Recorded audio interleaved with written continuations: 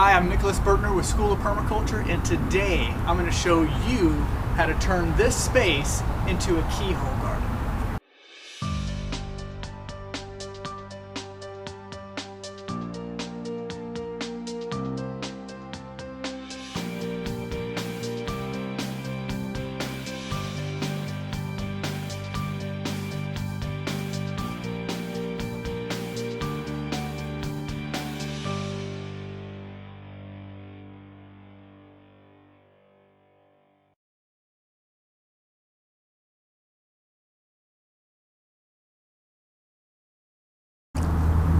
Keyhole gardens.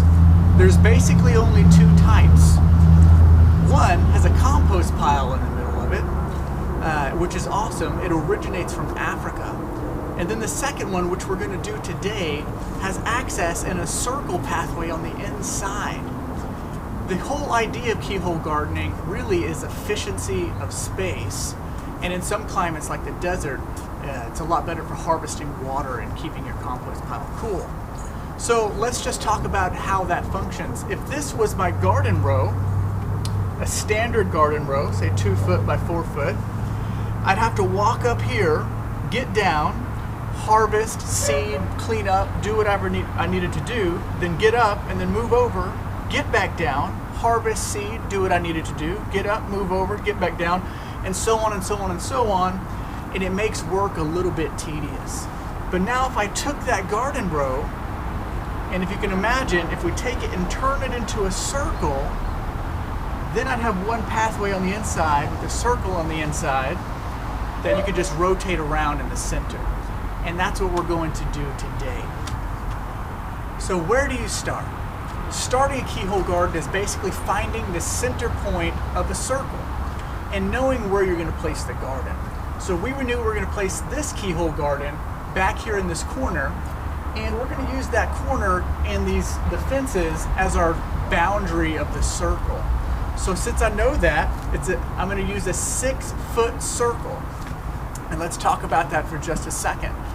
Really the minimum circle that you want to use in diameter for the outer perimeter is 5 feet. 8 feet is kind of getting up there to the max. You can go larger, but then it gets very difficult to maintain, at least from the center, and you have to go around. It's really up to you, but between 5 and 8 feet is good. Today we're doing 6 feet, and to find the center point of that, we're just going to use the boundaries and mark the center. So I'm going to find 3 feet here, and I'm going to use a flag stake to mark 3 feet. It's right there, and then I'm going to come this way.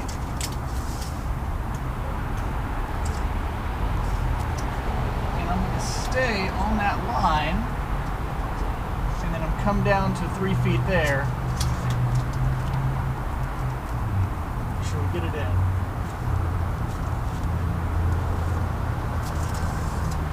And we've found our center point.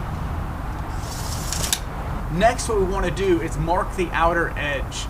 So we could use flags like this, but I'm going to go ahead and use this stone because that's what we're going to put around the outer edge anyhow. We used the tape measure to find the center. What we could have done is just used a stick as well. This one's 3 feet, but I think it was maybe 38 inches and we had to cut off 2 inches. This will work just as good as well, as it's the radius of the inner circle. So I'm going to set it up here, right at the edge.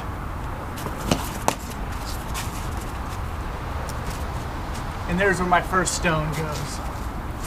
Now I'm going to complete the outer diameter.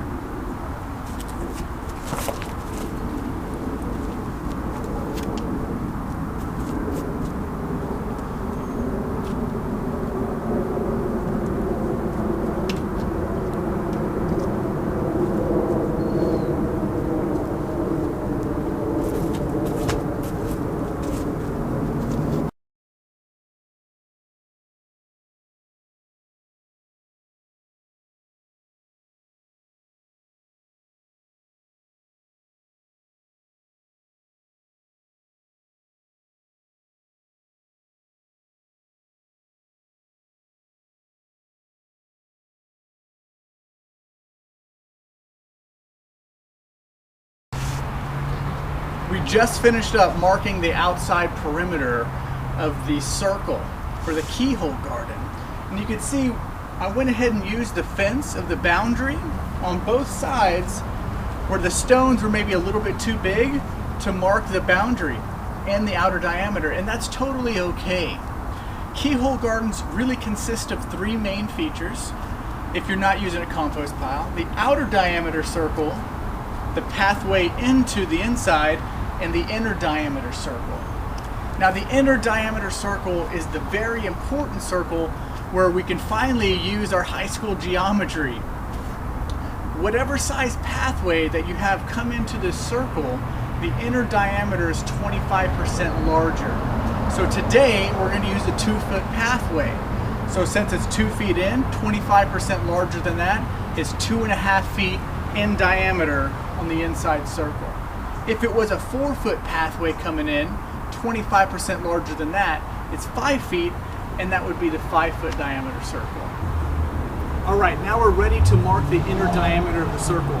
This time I'm going to go ahead and use the tape measure so we can see how that's done. I'm going to use the radius again. So we're going to take 2.5 feet, half of that for the radius, and that's going to be 1.25 feet. So from here, there's my foot mark, add 3 inches. Here we go, 15 inches right here. Move that over.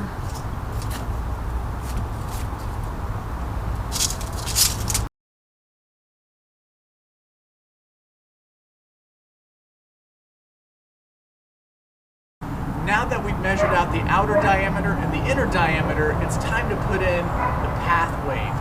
We need to choose a place, and we've chose this one here because it's going to extend to the garden behind it, and set down a tape measure or a string.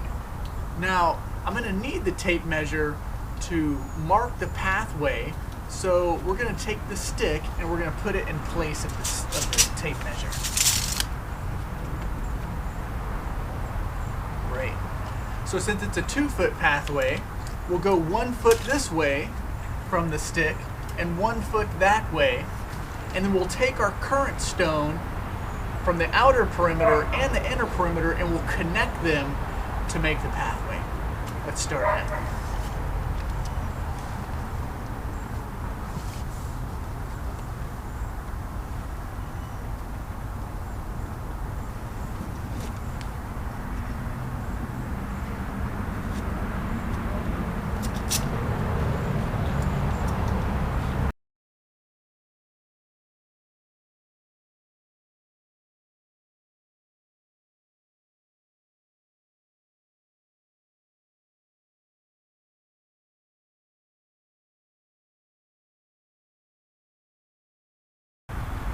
And here it is, the finished Keyhole garden boundary.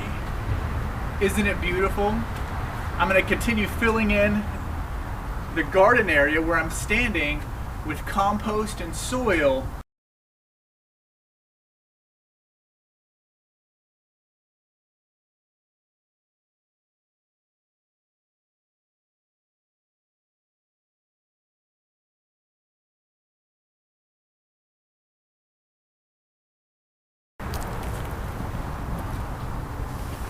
Alright, so we have sheet mulched this, and you can build yours up even more, which we will do here as well. And check out our other videos on how to sheet mulch, because it's by far one of the best, if not the best way to garden. But there's a couple other things we want to talk about. This is only 6 feet in diameter, but how many linear feet does that give you in such a tight, small space? If we go to the inner diameter, and I use the measuring wheel,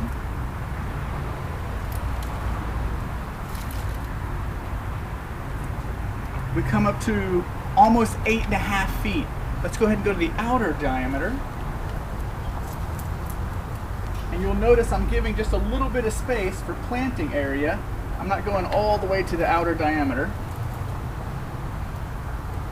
And we got 11 feet. 19.5, almost 20 linear feet of space, of garden space in just this area. I won't show you here because we've already put in a couple of these but this will hold at least 29 to 30 plants planted 12 inches apart in a diamond pattern. Very efficient use of space, and as you can see, if I'm in just this area, I can rotate around and reach everything all at one time. That is how you make a keyhole garden. For more videos and tips, subscribe to our YouTube channel. Also, like our Facebook page, School of Permaculture, and make sure to check out schoolofpermaculture.com. Come take a course from us, hire a consultant. The proceeds go to aid and orphanage work that we do all over the globe, which we invite you to come along to. We love you guys, and we'll see you next time.